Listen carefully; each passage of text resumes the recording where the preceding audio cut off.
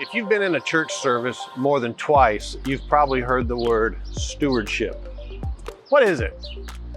Well, to be a steward is to be a manager of another's affairs. And so the concept is this, is that God has given us everything we have. And you and I are to manage it, to steward it really, really well. And the 5 areas that we're going to be exploring this year in depth is the area of time, talent, resources, relationships, and truth. How would your life take on more meaning if you could steward those really well this year? Well, we want to help you with that as we live the life that God has always dreamed we would live, utilizing the gifts that God has given us.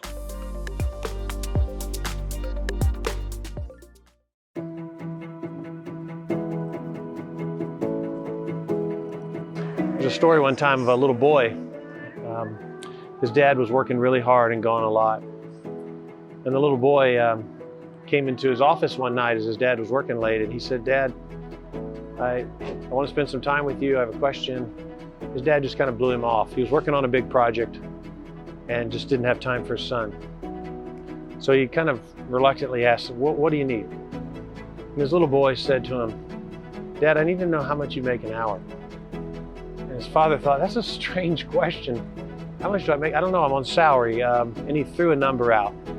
And his little boy said, "So is that like $20? And he just, to appease his son, said, "Yeah, son, I make $20 an hour." His little boy went to his room, came back with a $20 bill out of his piggy bank. And he said, "Dad, can I have an hour of your time?" What was he saying? He was saying that time was more important to him than money. Does your life mirror that? It's the time that God has given you, the minutes, the hours, the season, and then the time for eternity. How important is that to you? Well, I pray that you would seek God to show you, to encourage you on how you could better steward your time this year. And if there's anything that we can do to help you with that, that's why we're here.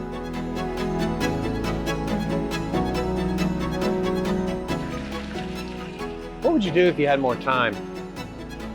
You know, time is a gift from God. And we think that we need more of it or we don't have enough of it, but the reality is that every human being has the same amount of time.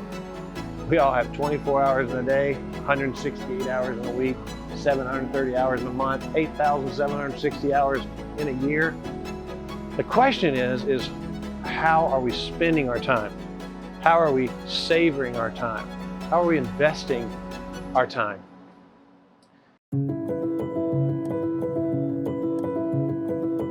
You know, the Greeks had 3 words for time.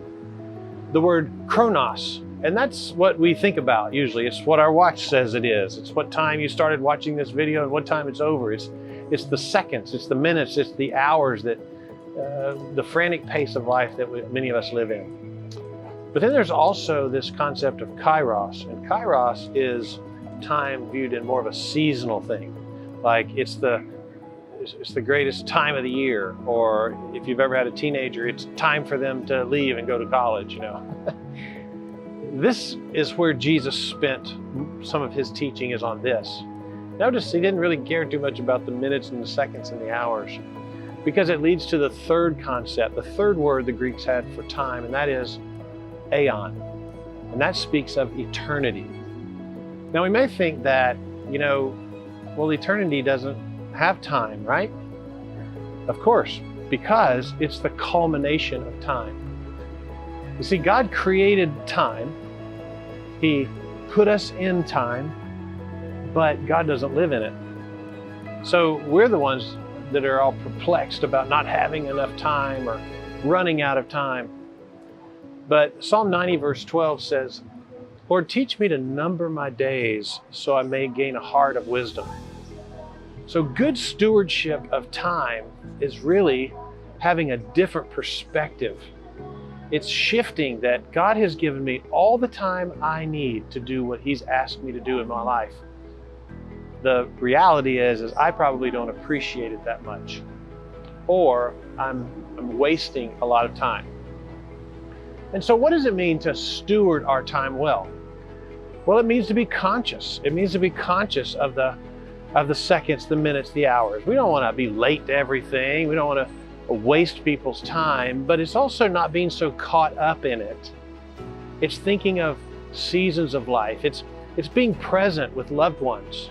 It's being present with God. Jesus would always talk about spending time with the Father. And therefore that would fill his cup and he could be who he needed to be for the world. But you and I, we struggle to find even 5 minutes sometimes to spend with God. But if we're going to truly appreciate this amazing resource that God has given you and I of time, this year, how are we going to do that? Well, that's the cool thing about being in a discipleship group, spending that weekly time with others in community who are focused on this great gift that God has given us and how are we stewarding it. Another way is to just have this perspective that, you know, time is running out for us. I mean, think about it. You know, even Friedrich Nietzsche said that we lost something when we went from the hourglass to the radio clock, because in the radio clock, it looks like time is resetting itself, but in the hourglass, it's true that time is slipping away. So if you and I are going to steward our chronos and we're going to steward our kairos well, then it's going to be because we are also thinking about aeon. That this is not all there is. There's a place called heaven, and Jesus went there to prepare a place for us. And he's made all the provisions. He shed his blood so you and I could enter heaven by his currency, by his way. So the question comes is, how are you managing your time? It's not so much about a time management system as it is about the concept that time is a gift, that we're managers of our time, and we're going to give a report, so to speak. We're going to give an account of how we invested our time. Here's my prayer for you this year, is that your time would be better invested in the things that are important to God. For instance, the time that you spend with God, the time that you spend in prayer, the time that you spend studying God's Word. These are the things that are going to fuel you, that give your life more meaning, more importance, make your time even more precious as we move through this year. You know, Ecclesiastes 3 said that there's a time and a place under heaven for all things. What's most important to you right now in the way you spend your time?